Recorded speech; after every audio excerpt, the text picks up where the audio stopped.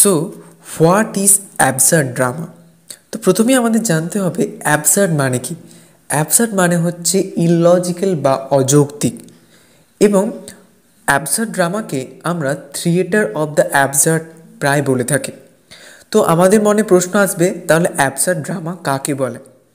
Absurd drama is a theatrical genre that explores করে the meaninglessness of human existence.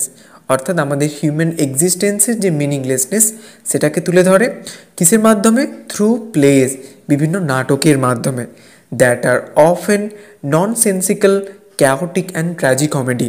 এবং সেটার মধ্যে প্রায় ট্র্যাজেডি এবং কমেডি দুটোর মিক্সিং আমরা দেখে থাকি।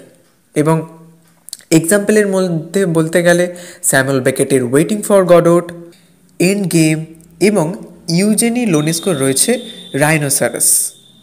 এগুলো হচ্ছে অ্যাবসার্ড ড্রামার এক্সাম্পল।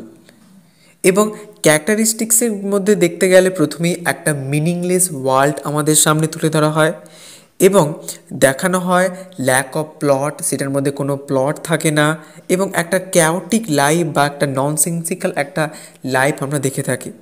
আর হেল্পলেস পিপিল মানে হচ্ছে আমরা যে ড্রামাটা চোখের সামনে দেখব সেই ড্রামাটার মধ্যে যে সকল ক্যারেক্টার্সগুলো রয়েছে তারা হেল্পলেস অবস্থায় তাদের দেখা যাবে। এবং আমরা দেখতে পাবো যে the isolation of the individual, যে প্রত্যেকে একটা আইসোলেটেড স্টেটে রয়েছে, যে একাকিত্বে রয়েছে, সেই ব্যাপারগুলো আমরা অ্যাবসার্ড ড্রামার মাধ্যমে দেখতে পাবো।